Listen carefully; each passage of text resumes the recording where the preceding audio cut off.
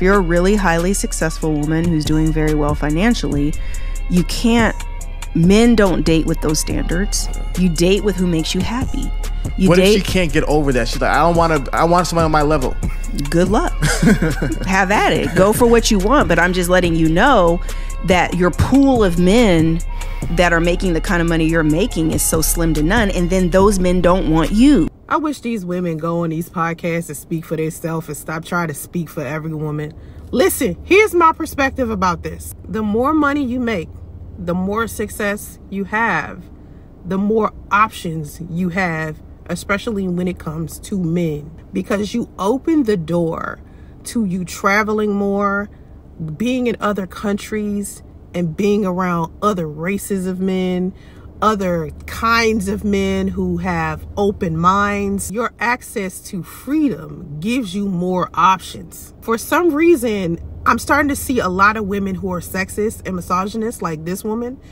I don't think I like to hear people preach limitation on people, because I feel like you are only as powerful or as strong as your beliefs. So if you believe that you are limited, or that your dating pool becomes smaller if you become more modern, more successful, or more wealthy, then that's what the universe is going to give you. If you make up in your mind that the more freedom you have, the more money you have, the more success you have, the more options you have, then the universe will bring you more options. Also, women who are broke or don't have success or aren't modern limit themselves to the kind of men that they can date.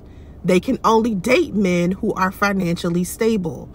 So if the dating pool is small because the average man basically isn't wealthy, then broke women are going to be struggling to find a man. This is why I tell women to go out there and get their own money, because in order for you to even do self-care, you have to have your own money, like to be able to buy the clothes that you want to wear the makeup you want to wear, or take care of your skin, or even a gym membership costs money. So I encourage women, you need to go out there and get your own money just so you can be able to do self-care and be beautiful enough or attractive enough to even get a man, right? Some of y'all need to seek mental health professionals or get counseling, so you have psychologists and therapists and counselors and life coaches and stuff to pay for. So you can't be walking around here broke and relying on a man for his money, because you have things that you need to take care of with your own money that have nothing to do with anybody else but you. There are plenty of men who are out there who are go-getters, and I'm tired of people making it seem like there's not a lot of men out there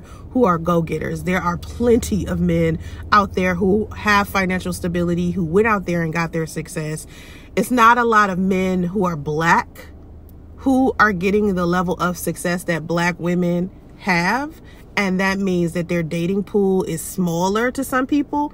But no, it's actually bigger. You have more options because your social circle is different. Like, you live in a different area. You most likely travel more or are having more business meetings. You're around a certain demographic of people. And so whether those people are Indian, Asian, white, whatever the case is, you're around more people, and better people at that. I used to live in Atlanta. I live in Northern California now. Now that I live in Northern California, I have access to more races of men. I have Asian men who think I'm attractive. I have Indian men who think I'm attractive. I have black men that think I'm attractive. It's just more men here, more races of men here. I have access to the world's men, not a specific race of man. So the only way that you can limit yourself is if you limit yourself. So that means if you got wealth, you got money, you got success, and you're modern, but you are choosing to only date one kind of man, you will have that limitation. But usually people who want freedom, who have earned the freedom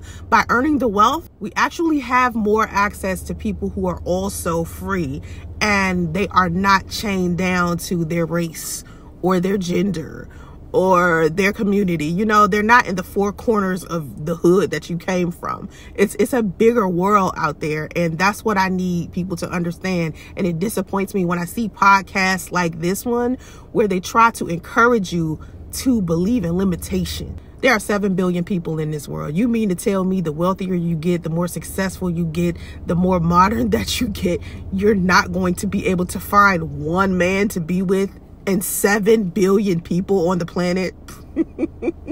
Bye. Girl, bye.